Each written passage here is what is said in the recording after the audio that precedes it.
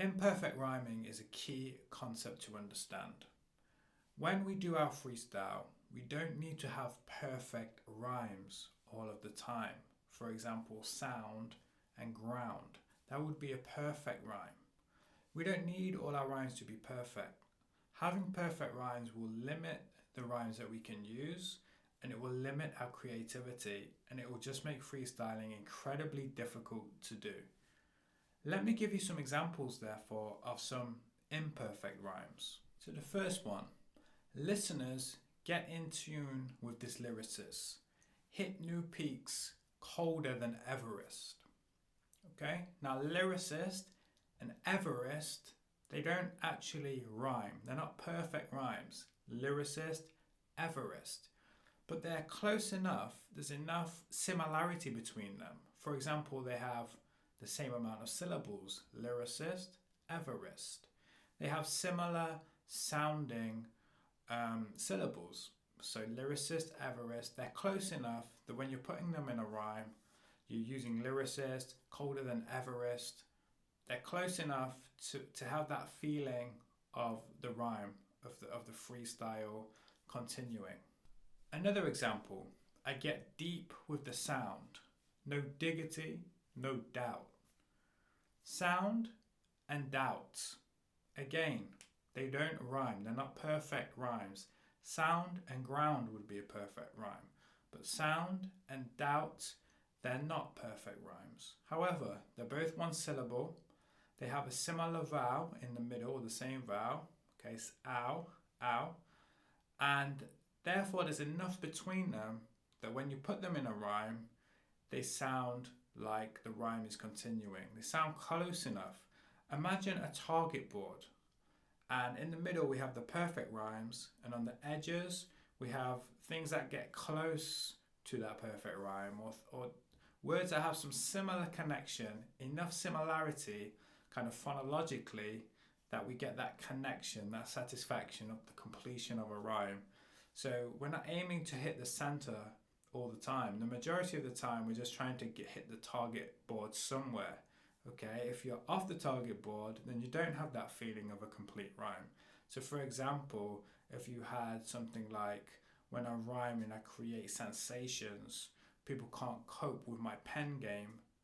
They're just completely sensation, pen game, they're just completely different, and then you're not hitting the target board. Your aim is just to hit the target board, to get close with your rhyming, with your sounds. Let me give you a few more examples. MCs, they bow down when I step through.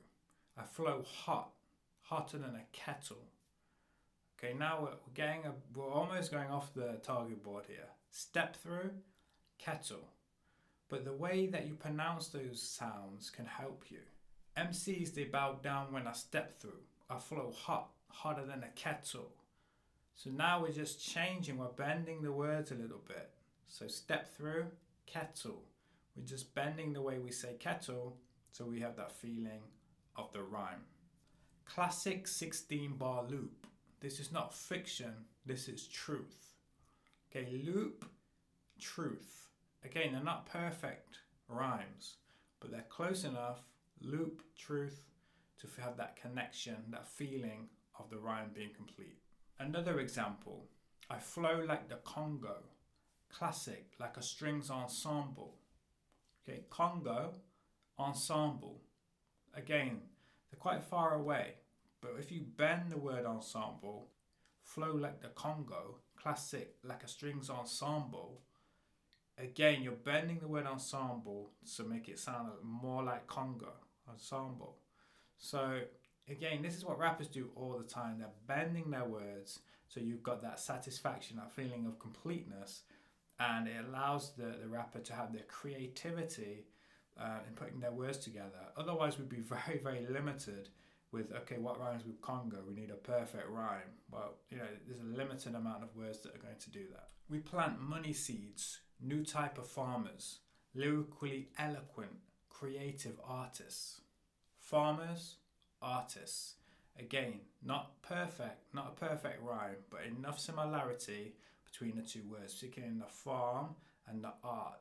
Okay, that R sound in the beginning and the fact that they've got 2 syllables and the stress is on the first syllable. Farmers, artists. So there's enough similarity to have that feeling of you've hit the target board. More product lines than Amazon. Lyrics that get etched in your cranium. Now again, we're getting quite far apart. Amazon, cranium. Now we've got different vowel sounds. Amazon, cranium, A and A. But again, there's enough similarity. Amazon, cranium. 3 syllables each. Stress is in the same place. Amazon, cranium. And then you might be able to bend the word cranium. This is a bit more difficult because it's quite far away. More product lines than Amazon. Lyrics get etched in your cranium. Okay, I would probably say here we're trying to bend that word too much. Okay, now some artists like B.I.G. for example, he would bend a word and deliberately kind of show you that I'm bending this word like too far, but I'm doing it for deliberate effect and almost for comical value. Okay, so more product lines than Amazon. My lyrics get etched in your cranium. Okay, you decide.